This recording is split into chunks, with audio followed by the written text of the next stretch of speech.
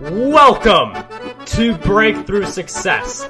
I am your host, Mark Caberti, founder of the Content Marketing Plaza, bringing you 3 new episodes each week where I and top-level guests teach you how to take your business to the next level and achieve your breakthrough. And before we jump into today's episode, let me ask you a quick question. How much would your life change if you could make 6 figures from your content?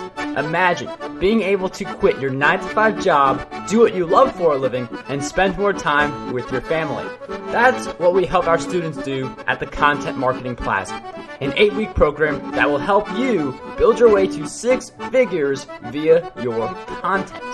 You can learn more about the Plaza by heading over to contentmarketingplaza.com, which will be in the show notes. All right, let's jump right back into the episode. If you want to take your business to the next level, you need delegation. This is something that really comes up a lot on Breakthrough Success, and it seems to be one of the themes of highly successful people. So if you want to get to that next level, delegation is the way to go. Today's guests, that's right, we've got co-guests for this episode. They are going to be talking with us about that. They are the CEOs and co-founders of BELAY, which is a staffing company that serves businesses all over the U.S. They are also both authors who help their readers build successful brands and thrive in their careers, while very importantly, being able to spend time with family in the process, so you don't have to sacrifice family to get career or vice versa. The focus will be on delegation, but I'm sure we're going to hit on a bunch of those other themes as well, because they do relate to delegation in some way.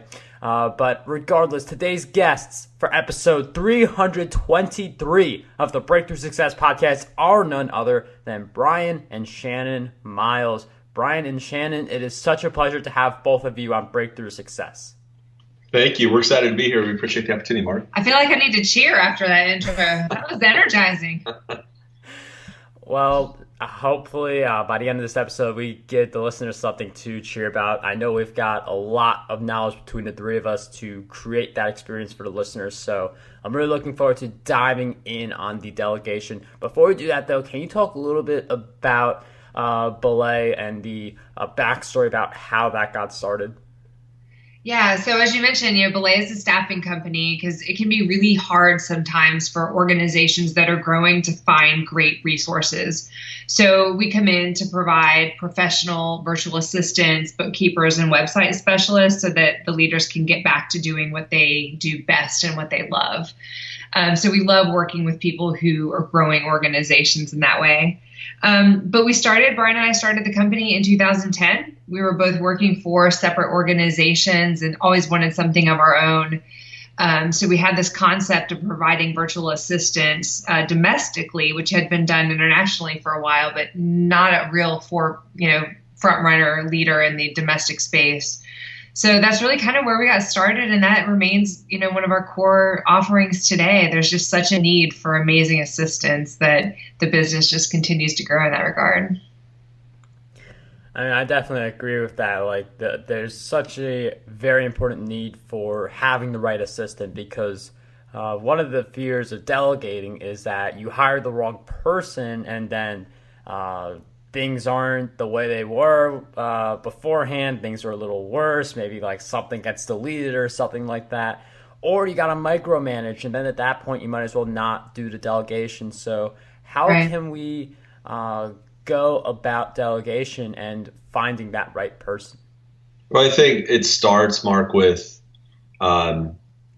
looking through the lens of what an assistant really is. Our best clients are the ones that actually see their assistant as an extension of who they are, and not just as some secretary. That there's this sense of when I'm working with this person, they're my work alongside partner. And so by doing that, kind of your perception as a leader of your assistant helps you basically help them accelerate the productivity that you need to accomplish. And I think that's true, in terms of trust for other employees in any organization. The more you can help them understand their place and help them understand how they impact the bigger why of your organization, the better. But it really does start with the leader's mindset to kind of grease the tracks on a really great working relationship with your assistant. And you need to have a lot of assistants who, I mean, you're telling them what to do also to be able to build a successful company. I mean, they're really helpful for a 6-figure, but I feel like when you get to 7, 8-figure and beyond, the assistants become absolutely essential for you to reach those kinds of levels. And I'm wondering if you can just share a little bit about what it's like to build an 8-figure company and some of the background that goes into that. Sure. Well, a lot of it is really as leaders, for Shannon and I, as owners really of our company, we carry a mantra kind of between the two of us that we want to own our company, not run our company. So we have this mantra of own, not run. And what that really means practically on a day-to-day basis is we're finding great people that can do the work, and then we basically delegate or ask them to take care of it, and then we resource and equip them and get out of their way.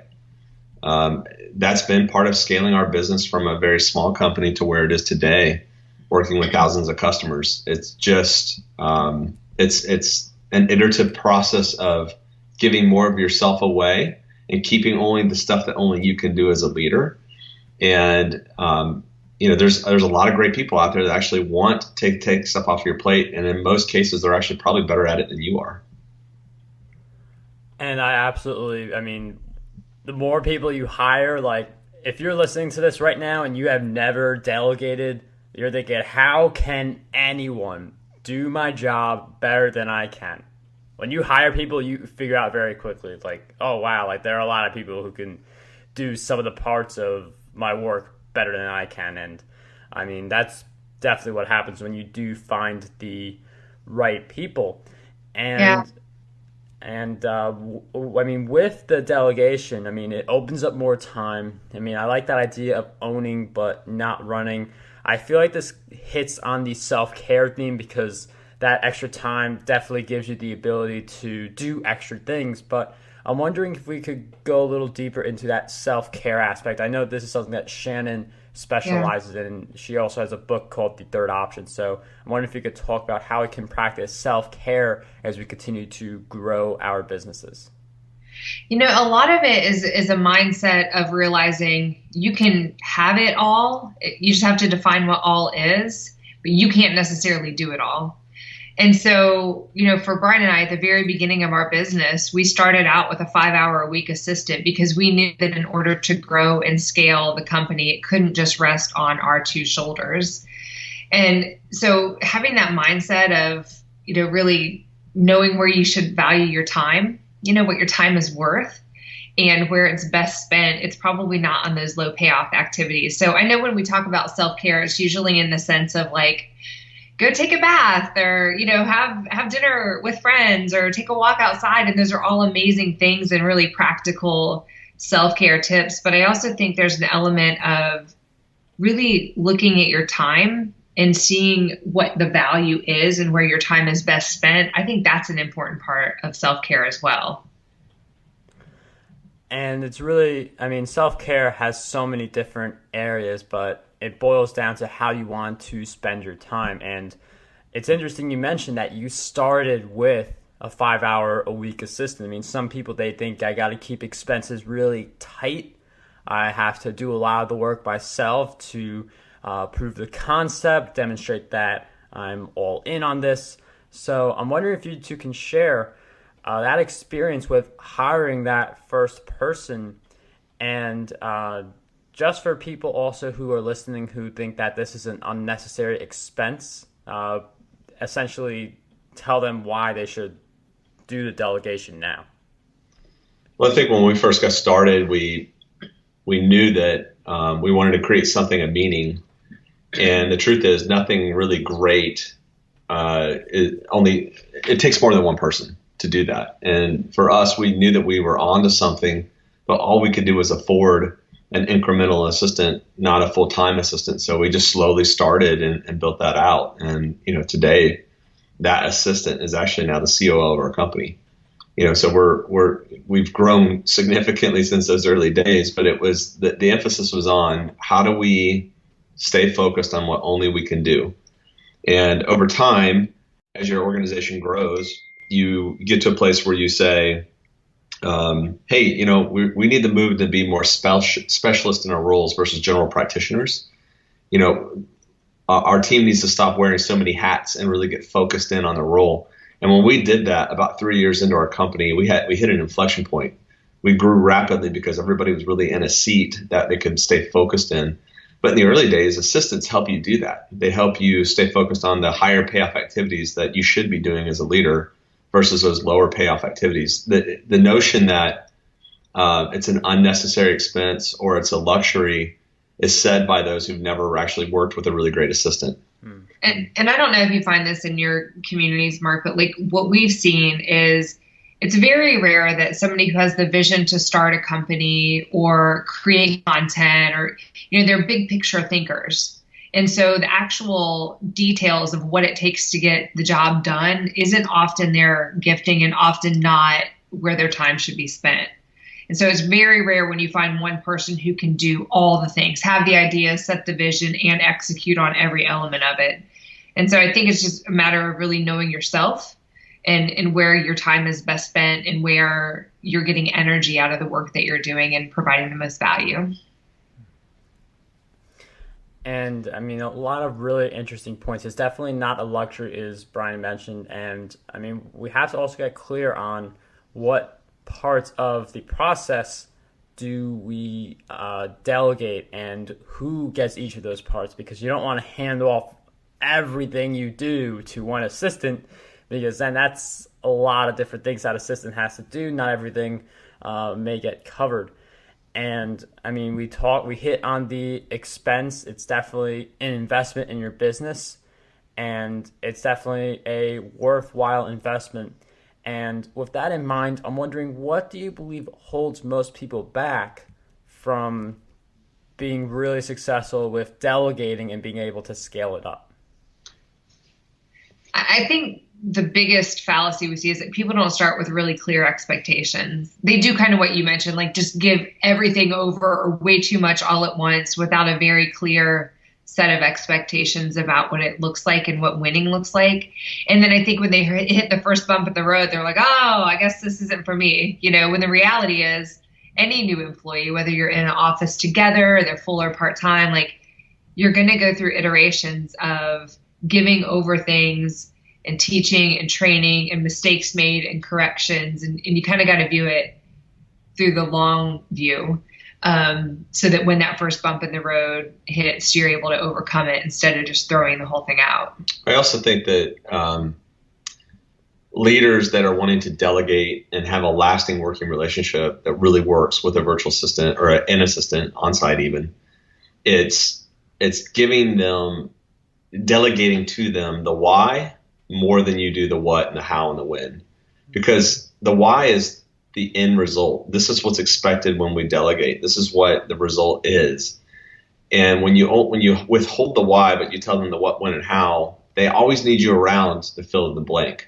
But if they know the why, they can fill in the blank when you're not around. And, in most cases, we're all working with great adults that care. And so for them, it's something that you're treating them like an adult. You're communicating that you trust them because they know the why behind the delegation of it. And I think that a lot of leaders, they start with all the how, the what's, and the whens, and they fail to really articulate the why for what their work is. And those are some really interesting insights. The first one, I mean, you have to set expectations for what the success, what winning looks like to you, because without that kind of an expectation, then what are you really measuring the results on? And also really being there for your team, giving them that why. And I like that idea of being there for the team. It's definitely something that I agree on. But then one of the things that people hear about often is micromanaging. So how can we balance being there for the team, because obviously you want to support, without being on top of them for everything they do? We really encourage our clients to delegate the results and not just the tasks. And so what I mean by that is, let's say you have an event that you are working with an assistant on. So the result is, let's conduct a successful event, and you give the assistant a lot of freedom to figure out how you're going to get there. Like Bryan said, starting with the why this event is important, the vision that you have for it, what you're hoping to accomplish with it. But then giving being there to answer questions and set checkpoints and guide points along the way, but really giving the assistant freedom to figure out how to execute on that. We've seen that as the most successful approach. Because if you have to delegate every single task, or if you have to micromanage, then it's, to your point earlier, you could just do it yourself. Like, it takes more time, right, to explain it and follow up. So we really encourage a fair amount of guidance and direction, but then also a lot of freedom and autonomy on how to arrive at that destination. And it can be tempting to, if there are mistakes made, to take things back. But micromanaging is demeaning for everybody. It's a time suck for the manager, and it's such a morale killer for the team member that you're working with. So I think setting those clear expectations and the long-term vision for what you see having accomplished, and giving a fair amount of freedom on how to get there, and being available along the way can help overcome that. I think to just add to what Shannon said, from my perspective, whenever I get asked a question about micromanaging, I just think it's a short-term play for a leader. It's not sustaining. In fact, micromanaging is exhausting, and it's not a winning formula for building a team that you're looking for meaningful results. Mm-hmm. So, this notion of, well, I like it done my way. Well, fine, communicate that in such a way that the result is expected versus the things day to day. It doesn't matter that they use a pencil versus a pen to execute on something that equals a bigger result. And it's things like that leaders need to work on maturing themselves to build a meaningful team to create great results.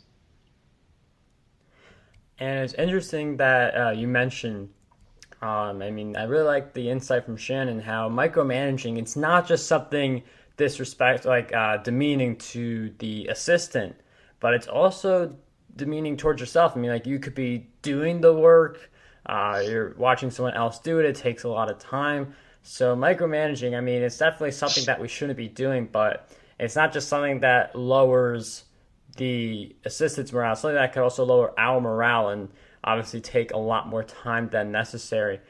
And to achieve the level of success that the two of you have achieved together, and it's interesting that you do it together as husband and wife, because this is a great story of a family business, because some family businesses, this is very smooth. This is what I'm trying to say. So what would you two we've never had one fight over the business, never one disagreement. It's amazing. that is truly amazing to hear. Not true. Not true. What I do want to ask you too is, can you share with us some of the habits that you have developed that you would consider essential to your success?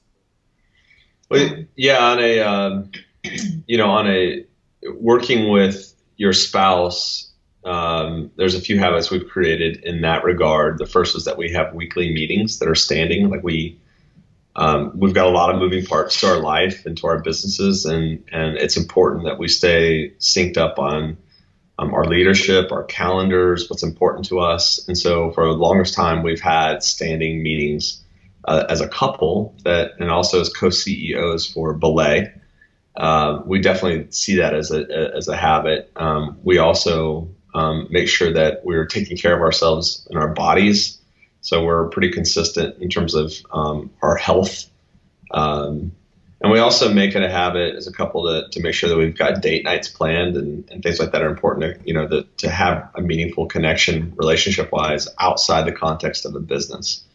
I've met husband-wife teams that don't do that, and you can see them suffer from time to time because they don't put emphasis on other things outside the context of their business.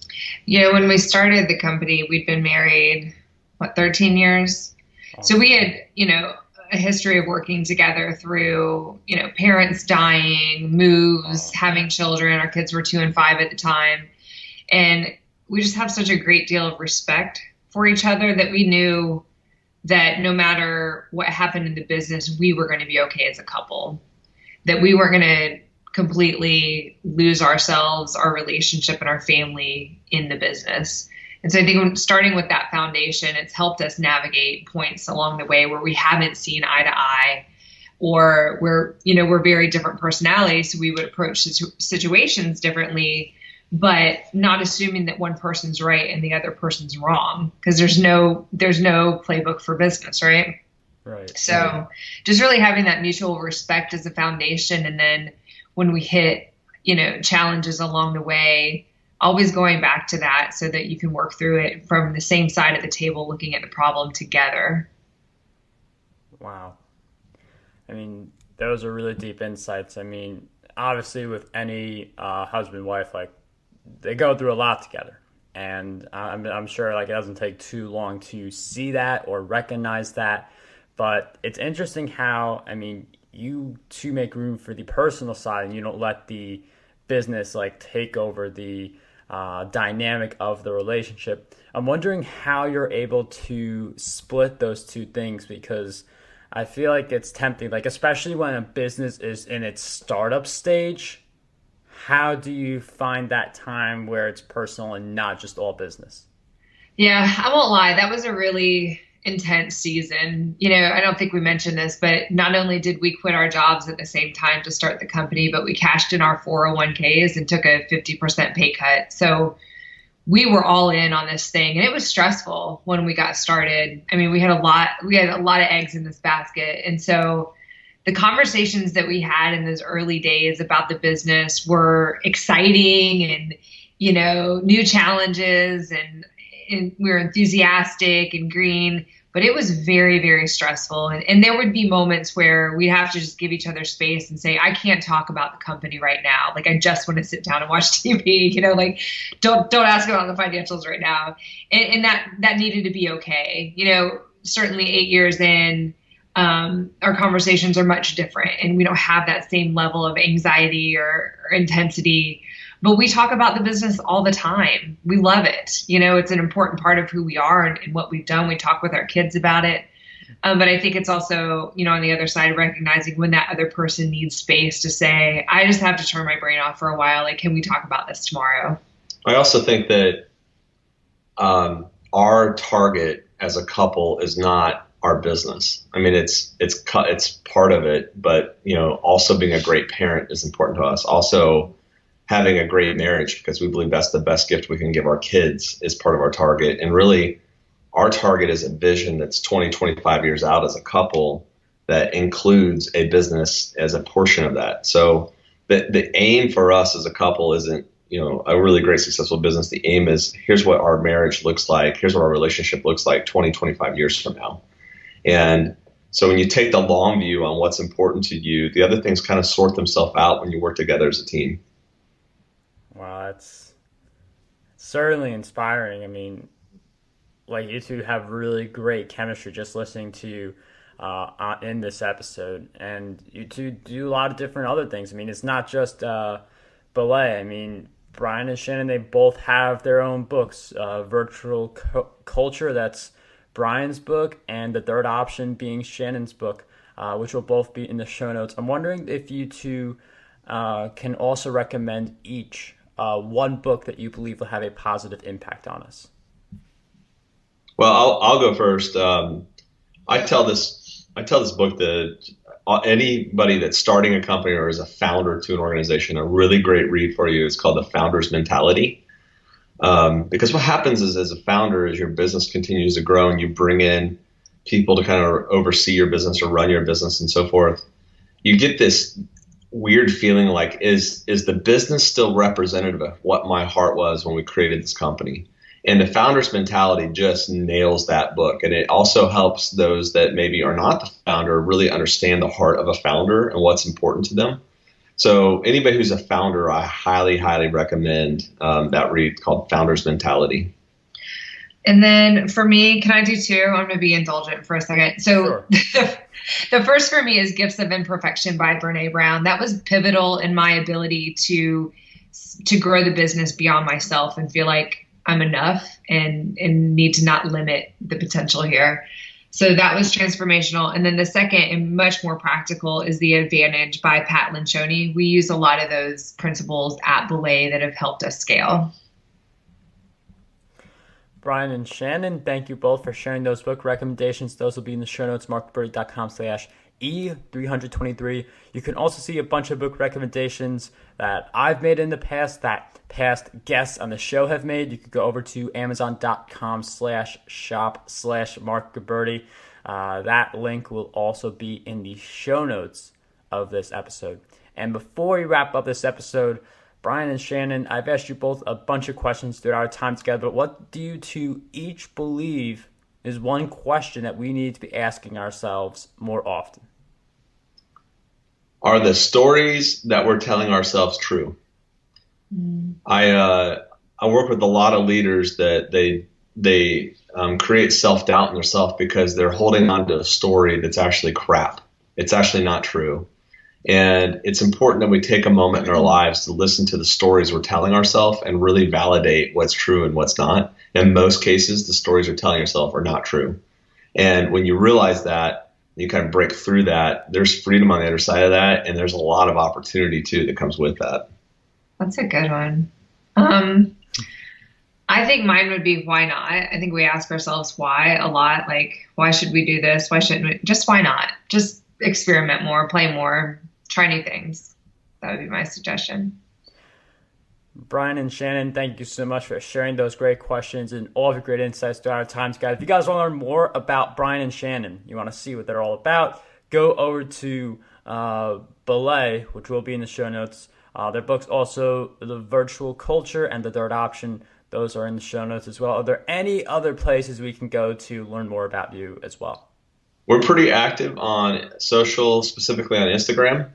We share a lot about our stories and our experiences running our companies. I'm Bryan Miles, BryanMiles on Instagram, and Shannon K Miles, K the letter K, not K-A-Y. I don't know who that crazy Shannon Miles is, but Shannon K Miles, find her. Well, we will definitely include both of your Instagrams in the show notes. But once again, it was such a pleasure to have both of you on this episode of Breakthrough Success. Thanks for the opportunity. It's great to meet you. Thanks, Mark. Want to dominate the podcasting industry? Now you can with your free copy of my book, Podcast Domination. You'll learn how to launch, grow, and monetize your very own show. And whether you are a beginner or an expert, this book has a lot of golden nuggets for you. We'll cover the cost of producing this book. All we ask is that you cover the shipping. To get your copy, head over to markgaberti.com/PD.